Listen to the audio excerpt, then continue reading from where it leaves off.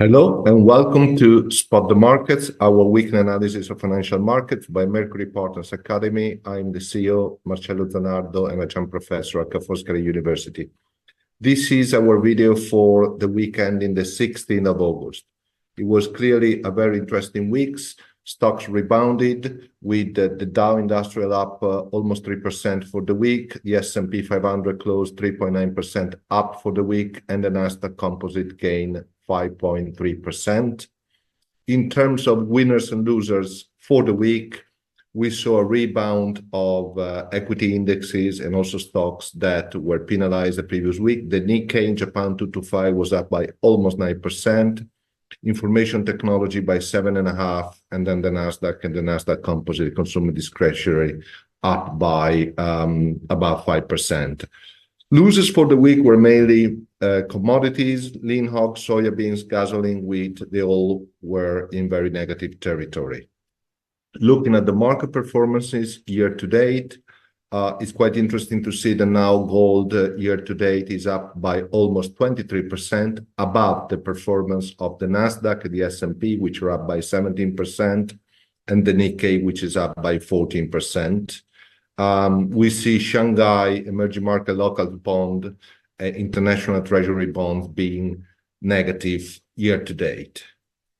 Looking at our equity sectors, the rebound, so global tech as the best performing sector, followed by consumer services, communication services, and global financials, which are the top three sectors year to date.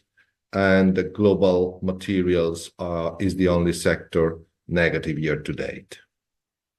The stocks, let's start from Cisco System, was up by almost 7% because they announced a 6,000 layoff of 7% of the workforce, and they posted better than expected results. Walmart, which is a thermometer for the economy, so good, strong quarterly sales as consumers continue to buy low-cost groceries, and also they raise sales and profit targets.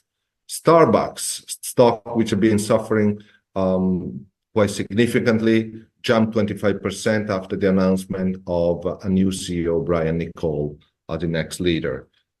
Victoria's Secret also named Hillary Super as the next leader, and the stock was up 16%.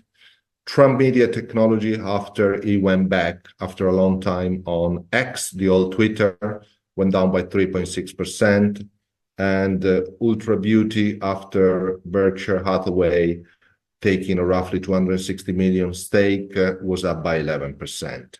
Looking at this week's economic release, we see the end almost resulting season with Target, TJ Costs, and Dollar Tree and Ross Stores all reporting.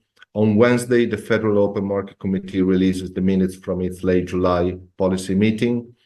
And we start the usual yearly Jackson Hole in Wyoming, where everybody will be looking at what Powell's will say. Consensus is for a rate cut in September. We just don't know by how much. I remind all of you, we have to join our internship opportunities. We have internship in our four teams. You can see these on our website under the employment page. Keep following MPA on all our social media. You got long videos, short videos, and important institutional guests. That's all from me, Marcello Zanardo, Mercury Partners Academy. See you next week. Thank you.